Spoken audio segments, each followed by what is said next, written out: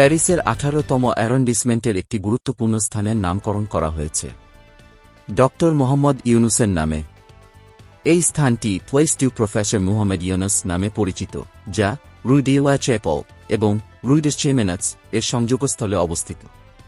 তাঁর নামে এই নামকরণটি প্যারিস সিটি কাউন্সিলের একটি বিশেষ সিদ্ধান্তের মাধ্যমে করা হয়, যা সাধারণত 5 বছর পর মৃত ব্যক্তিদের নামে স্থান নামকরণের নিয়ম অমান্য করে ইউনুসের অসাধারণ মানবতাবাদী কাজের স্বীকৃতি হিসেবে করা হয়েছে।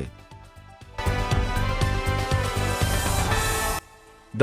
ইউনুস প্যারিস 2024 অলিম্পিক গেমসের সঙ্গে যুক্ত ছিলেন এবং তার সামাজিক ব্যবসার ধারণাগুলির মাধ্যমে সমাজে ইতিবাচক প্রভাব ফেলেছেন। তার মাইক্রোক্রেডিট এবং সামাজিক ব্যবসার প্রচেষ্টার কারণে তিনি নোবেল শান্তি পুরস্কারও লাভ করেন। এই স্থানটি তার কাজের প্রতি সম্মান প্রদর্শন এবং সামাজিক ও অর্থনৈতিক পরিবর্তনের প্রতীক হিসেবে প্রতিষ্ঠিত হয়েছে।